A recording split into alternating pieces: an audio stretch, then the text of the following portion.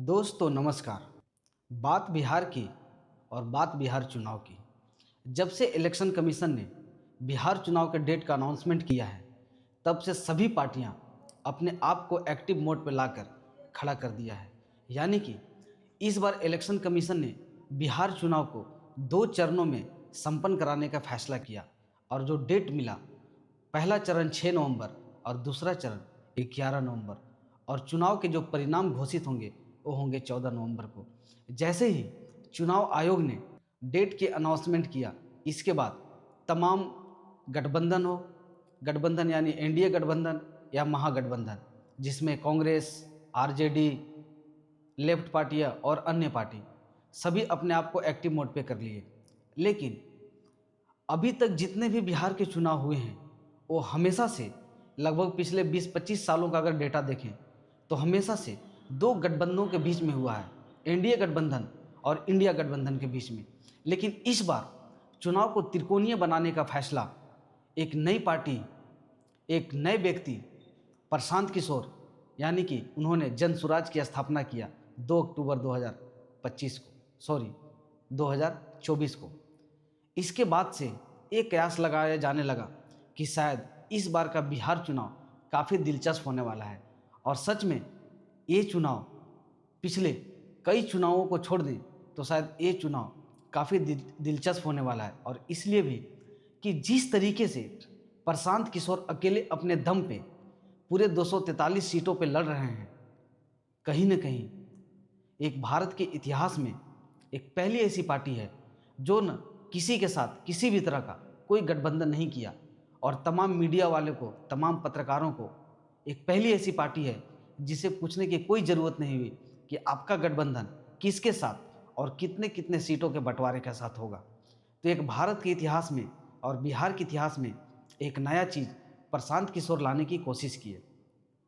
अभी तक पिछले कई चुनाव को हम इंडिया गठबंधन और एनडीए गठबंधन के बीच मुकाबला देखें, कभी एनडीए कभी इंडिया गठबंधन। इसमें अगर जेडीयू की बात करें तो जेडीयू के जो वर्तमान में मुख्यमंत्री हैं या सुशासन बाबू के नाम से जाने जाने वाले मुख्यमंत्री नीतीश कुमार, एक किसके तरफ कब उछल के किसकी कुर्सी में बैठ जाएंगे ये कहना मुश्किल रहा है। क्योंकि जब भी इनकी कुर्सी जाती है, जब भी इनकी कुर्सी भी हिलती दिखाई देती है, तो कभी वो इंडिया गठबंधन में चले जाते हैं तो कभी इंडिया गठबंधन में। लेकिन इस बार बहुत मजबूती के साथ बीजेपी और जेडीयू दोनों मिलकर चुनाव लड़ रही है, और इंडिया गठबंधन में आरजेडी, कांग्रेस, लेफ्ट पार्टी, मुकेश सहनी के वीआईपी और भी छोटे मोटे जो भी दल हैं वो साथ में हैं। लेकिन इस बार बिहार चुनाव काफ़ी दिलचस्प होने वाला है। अभी तक जो तमाम सर्वे आ रहे हैं, इस सर्वे में इंडिया गठबंधन को बढ़त दिखाई दे रही है। लेकिन ये तो आने वाला वक्त ही बताएगा कि ये जो आंकड़ा है किसके तरफ करवट लेकर बैठती है। फिलहाल अभी कहना जल्दबाजी होगा, क्योंकि पहला चरण का मतदान कल यानी 6 नवंबर को डाले जाएंगे। उसके बाद दूसरा चरण का मतदान 11 नवंबर को होगा। फिलहाल जिस तरीके से बिहार चुनाव को दिलचस्प बनाने की कोशिश प्रशांत किशोर यानी जन स्वराज पार्टी कर रही है, ये एक बिहार के अंदर ही नहीं बल्कि पूरे भारतवर्ष में एक चर्चा का विषय बना हुआ है। जिस तरीके से प्रशांत किशोर एनडीए के या बड़े नेता हो या इंडिया गठबंधन के बड़े नेता हो, वो जिस तरीके से उनके ऊपर हमलावर हैं, ये एक तरह से बोला जाए शायद बिहार के राजनीति में कुछ नया होने वाला है। बहरहाल चुनाव में हर गठबंधन, हर पार्टी का अपने अपने दावे हैं और अपने अपने मैनिफेस्टो हैं, लेकिन नेताओं के दावे और पार्टियों के दावे कितने सटीक बैठती है, जनता तक वो कितना डिलीवर कर पाते हैं, वो तो आने वाला वक्त यानी 14 नवंबर को ही पता चलेगा। क्योंकि चाहे कोई भी चुनाव हो, कोई भी पार्टियां अपने आप को कम, अपने आप को छोटा नहीं मानती है। हर नेता, हर पार्टी और जो भी प्रत्याशी चुनाव लड़ रहे होते हैं, वो बस एक ही चीज़ बोलते हैं कि भारी मतों से हमारी जीत हो रही है।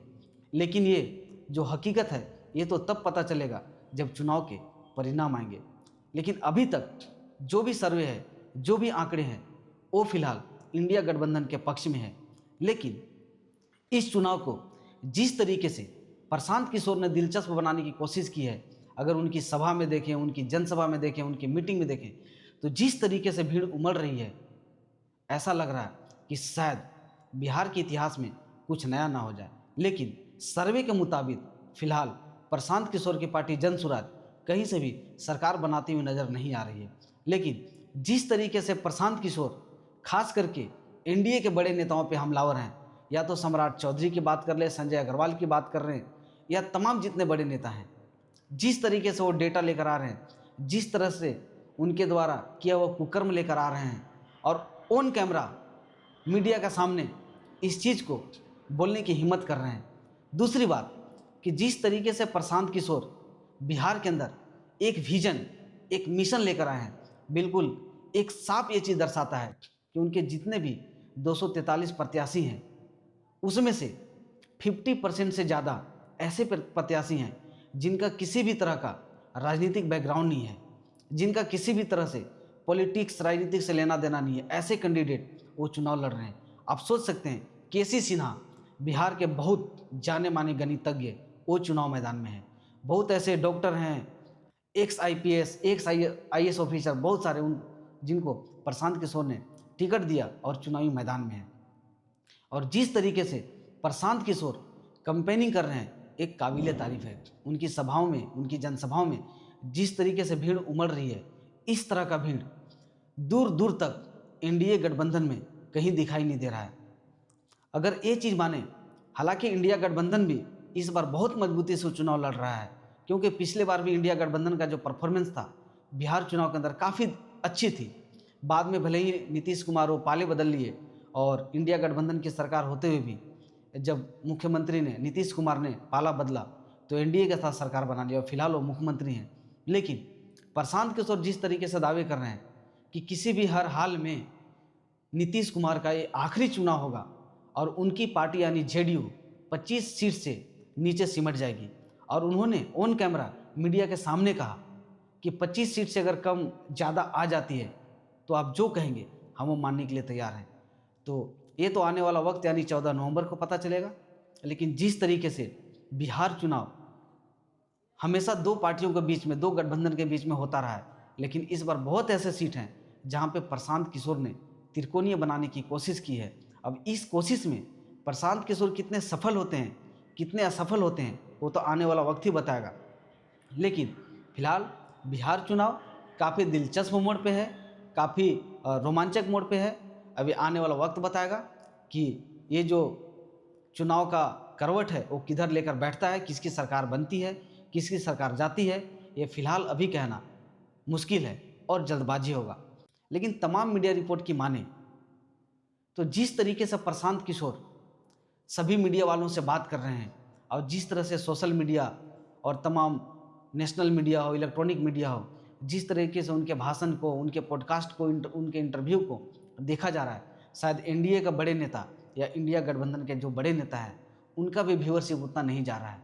लेकिन अगर यूँ कहें कि प्रशांत किशोर इस बार कुछ बड़ा करने वाले हैं तो शायद ये भी कहना जल्दबाजी होगा। यानी आने वाला वक्त बताएगा कि प्रशांत किशोर कितने वोट लेकर आ रहे हैं, कितने उनके कैंडिडेट चुनाव जीत रहे हैं, कितने प्रतिशत वोट ला रहे हैं। क्योंकि प्रशांत किशोर एक ऐसे व्यक्ति हैं जो किसी पहचान की मोहताज नहीं है। 2014 में प्रधानमंत्री को देश में प्रधानमंत्री बनाने वाले वही व्यक्ति थे। बंगाल में मुख्यमंत्री ममता बनर्जी को जिताने वाले, तमिलनाडु में, पंजाब में, दिल्ली में, यहाँ तक कि जब 2015 का चुनाव हुआ था तो उसमें मुख्य रणनीतिकार के रूप में प्रशांत किशोर ही थे।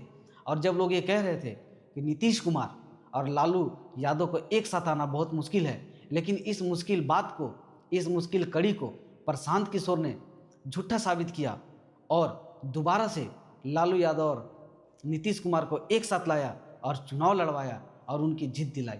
तो उनकी जो काबिलियत है, उनके अंदर जो हुनर है, उनका जो एक विजन है, उनका जो एक मिशन है, जिस तरीके से वो बिहार चुनाव में है, बिल्कुल साफ तरीके से कि जो भी इस दीपावली और छठ में मजदूर बाहर से आए होंगे उनको दोबारा बाहर काम करने नहीं जाना होगा।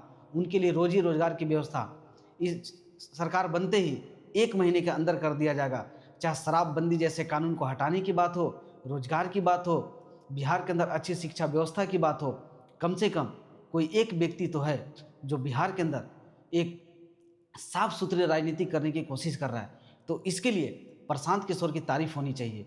वो चुनाव में कितने सीट जीतेंगे, कितने प्रतिशत वोट लाएंगे, इस बहस का सवाल नहीं है। सवाल ये है कि बिहार जैसा जगह जो कभी जंगल राज तो कभी सुशासन के नाम से जाने वाला बिहार आज एक साफ राजनीति की तरफ बढ़ रहा है। और उनका ये मानना है कि पिछले कुछ चुनाव को देखें तो 30 से 40% ऐसे लोग हैं जो बिहार में हकीकत में बदलाव चाहते हैं और उनका झुकाव प्रशांत किशोर यानी जनसुराज पार्टी की तरफ है।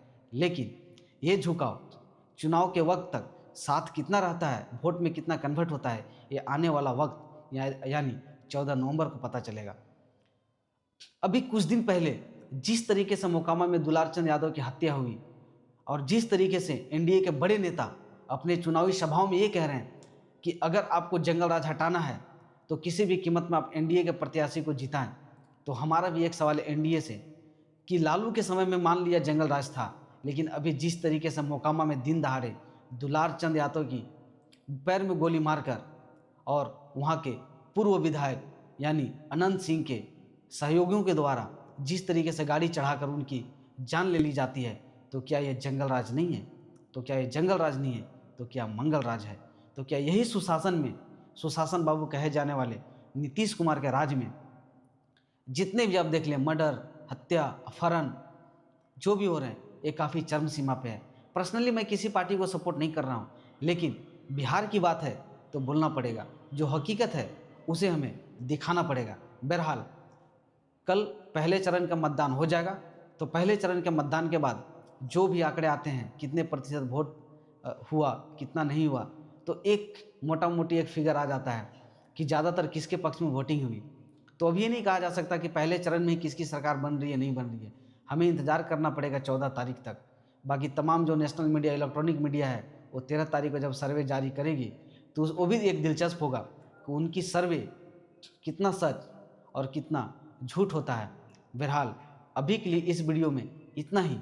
बाकी आपके साथ जब 6 नवंबर को पहला चरण का मतदान हो जाएगा तो उसके बाद हम आपसे मिलेंगे, और फिर जब दूसरे चरण का मतदान 11 नवंबर को होगा उसके बाद भी हम मिलेंगे, और फाइनली जब 14 नवंबर को नतीजा आएगा तो उसके बाद भी आपसे मिलेंगे।